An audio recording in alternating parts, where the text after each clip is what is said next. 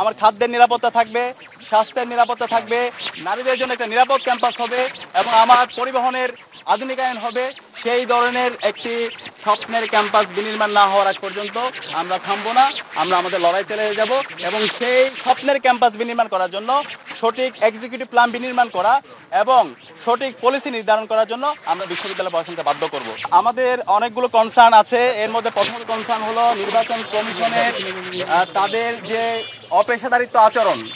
নির্বাচন কমিশন এখন পর্যন্ত কোনো ধরনের ব্যবস্থা গ্রহণ করতে পারেনি। আমরা অনেকগুলো অভিযোগ দিয়েছি।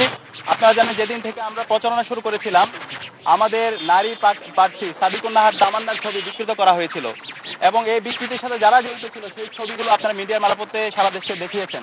কিন্তু বিশ্ববিদ্যালয় প্রশাসন আজকে 2 সপ্তাহ পার হচ্ছে কিন্তু এখন পর্যন্ত তারা কোনো ধরনের ব্যবস্থা গ্রহণ করতে পারেনি। আমরা বারবার বলেছি, তো এই ব্যবস্থা গ্রহণ না করার কারণে কিন্তু পরবর্তীতে অনেকগুলো ঘটনা ঘটেছে এবং আমরা বিভিন্ন জায়গায় দেখতে পেয়েছি আমাদের বহিরাগত নিয়ে এসে বিশ্ববিদ্যালয়ে ক্যাম্পেইন করতে কিছু প্রার্থীদের।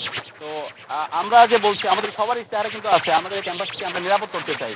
তো নিরাপদ ক্যাম্পাসে যদি আমরা বহিরাগত নিয়ে এসে প্রচারণা করি তাহলে তো এটা একটা সাংঘর্ষিক অবস্থান।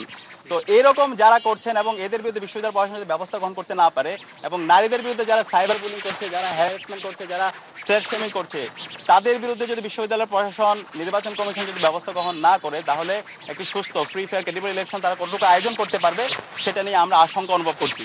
আমরা নির্বাচন কমিশনকে বলেছি যে অভিযোগগুলো এসেছে সেই অভিযোগগুলো, বিশেষ করে নারীদের বিরুদ্ধে যে অভিযোগ এসেছে, আমাদের প্রার্থীদের বিরুদ্ধে ক্রমাগত যে সাইবার বুলিং হচ্ছে, হ্যারাসমেন্ট হচ্ছে, সেটার বিরুদ্ধে যেন তারা যথাযথ ব্যবস্থা গ্রহণ করে।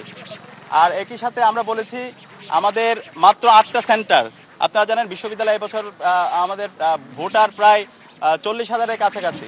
তো এই 8টি সেন্টারে যদি আমরা আশা করছি এখানে এবার সর্বোচ্চ সংখ্যক আমাদের ভোটাররা ভোট দিতে আসবে ইনশাআল্লাহ।